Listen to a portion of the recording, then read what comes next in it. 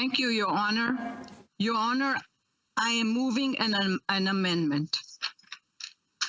Honorable Senators, I cannot express how privileged I feel today to rise to encourage you all to support my amendment calling for race-based data of all people who request and receive MAID to be systematically collected by the Government of Canada. This amendment truly is the culmination of decades of work, and it is underpinned by principles of true justice and racial equity. Senators, I am aware that while my amendment focuses on race, I certainly do acknowledge that there are many other gaps in data collection. While data collection may be inadequate for other groups, data collection is completely absent when it comes to race, and that is why it is my primary focus. Honorable Senators, we have spent the past year talking about systemic racism and injustices racialized people face. While studying Bill C-7, I identified an instance where race was not taken into consideration, and I felt it is our responsibility to take action, as this is a very important piece of legislation. At committee, Senator Harder said the following, and I quote, "I have a further question.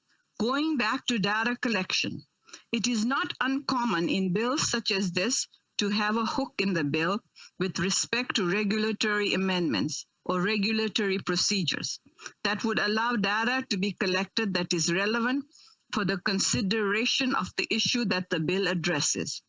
Are you saying you don't have the capacity to collect the data that we assumed with Bill C-14 would be collected, and therefore instructive in future consideration of this issue? If not, would the government consider an amendment that would cause such data to be collected through a regulatory framework?" Senators, this is why Senator Harder's intervention gave me the impetus to introduce a regulatory amendment, as I have done. My amendment will ensure that data of racialized people is collected, a group that comprises 1/4 of our population. With regard to paragraph 241.31, brackets 3, brackets A, brackets I, comma, section B, comma, the information collection of those who request and receive MAID will be extended to include a person's race. Paragraph 241.31, brackets 3, brackets B of the amendment will ensure that the bill includes the analysis and interpretation of this information, including for the purposes of identifying race-based inequities and how race interests with other forms of systemic inequality in medical assistance in dying. Ultimately, if adopted by the other place, this amendment would put in place a systemic approach to combating racism and the ways race-based inequality intersects with other systemic inequalities. Honorable Senators, with regard to why we must also consider the way race intersects with and breeds systemic inequality, I believe that Dr. Laverne Jacobs, one of the over 80 witnesses at our pre-study report, said it best when she explained, and I quote, "Racial stigma forms part of anti-Black racism.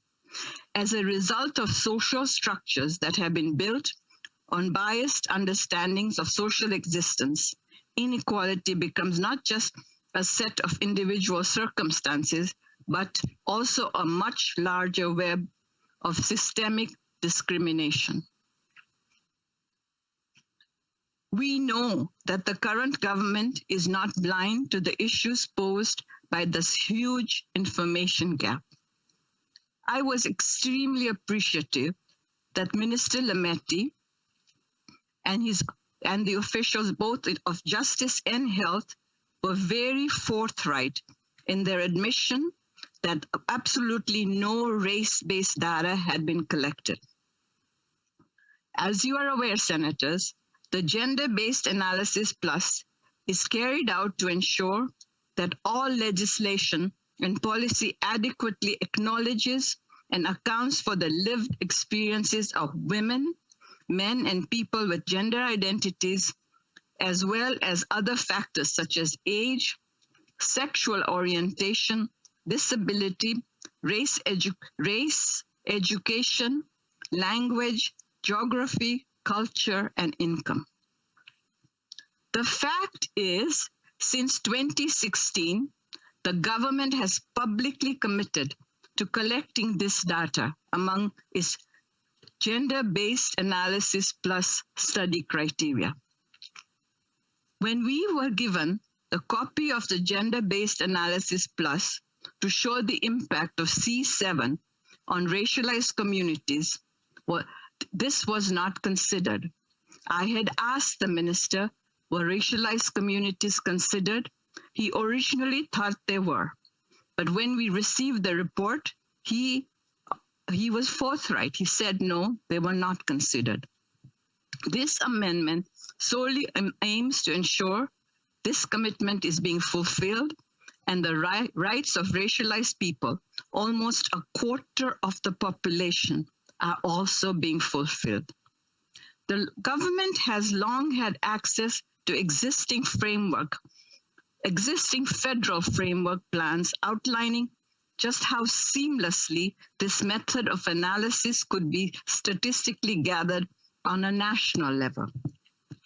The Canadian Institute for Health Information, CIHI, stated in July 2020 that, and I quote, "The lack of race-based data in the health sector in Canada makes it difficult to measure health inequalities to identify inequities that may stem from racism and discrimination," close quotations.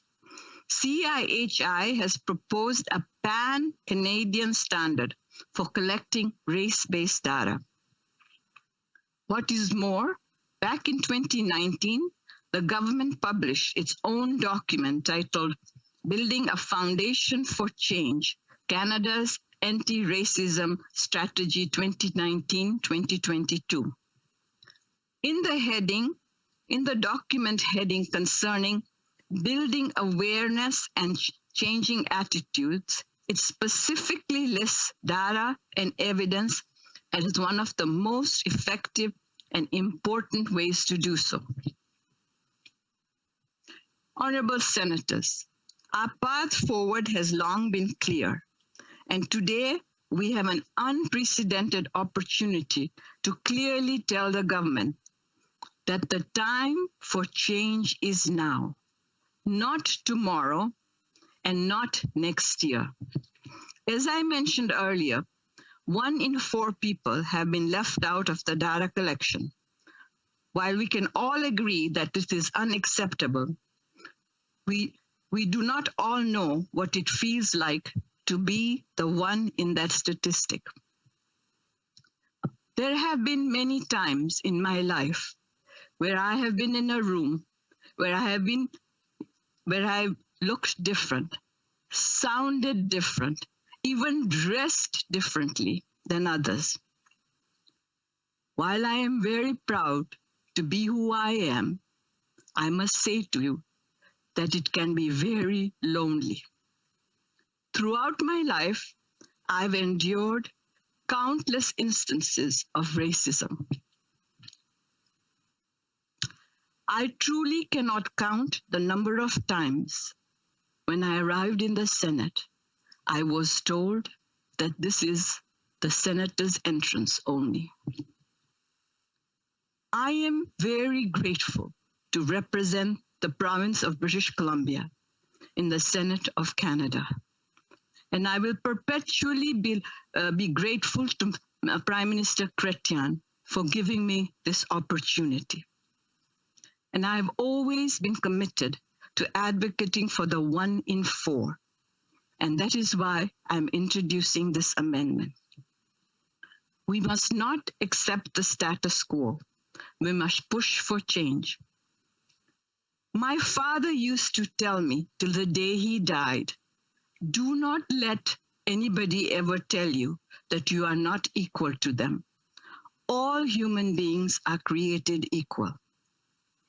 This is why we all deserve the same degree of consideration.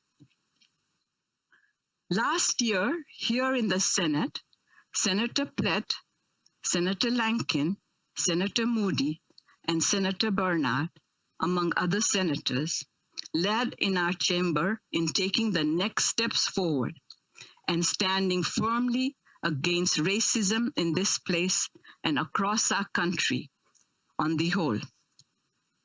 Honorable Senators, I humbly ask that you please join me as we take the next step to ensure that disaggregated data, specifically race-based data, is systematically collected on a national level in order to enable us to move forward as a country together.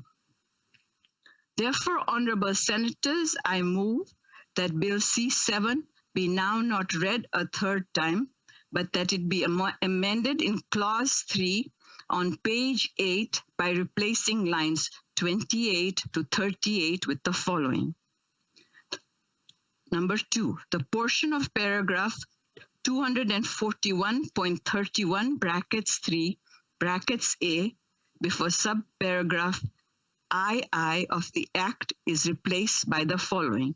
A, information respecting the race of a person who requests or receives medical assistance in dying, comma, if the person consents to providing this information, comma.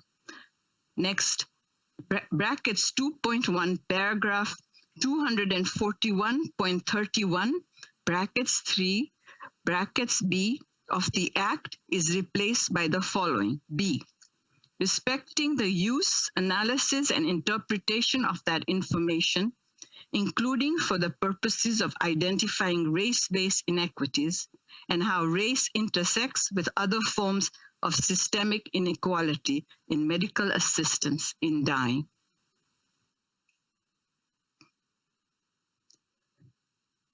B, paragraph B.1, respecting the protection, publication, and disclosure of the information.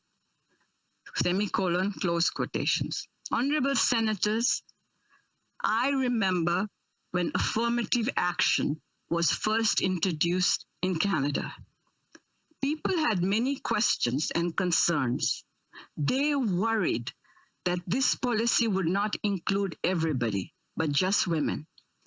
Some even called it reverse discrimination. Honorable Senators, at that time, Canadians stood up and said, no, it wasn't reverse discrimination, it was equity. So too is my amendment. Today, I ask you to consider supporting this amendment for the future of our country, for harmony in our country, and for my grandson, Ayan, who is watching these proceedings and has encouraged me to put forward this amendment. Thank you, Senators.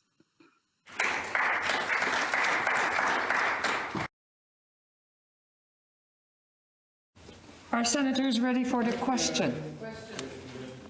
In amendment, it was moved by the Honourable Senator Jaffer, seconded by the Honourable Senator Pate, that Bill C-7 be not read the third time, but it be amended in Clause 3 on page 8 by replacing lines 28 to 38 with the following: dispense. If you are opposed to the motion in amendment, please say no.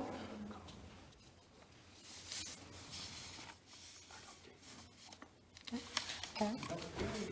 Carried.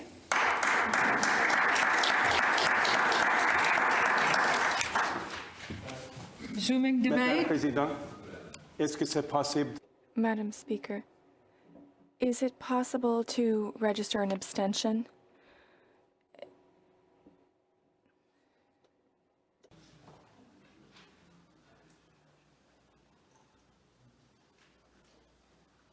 Senator Gold, we will say that it was carried on division, and the Blues will include your comments. Is that okay? Merci. Thank you.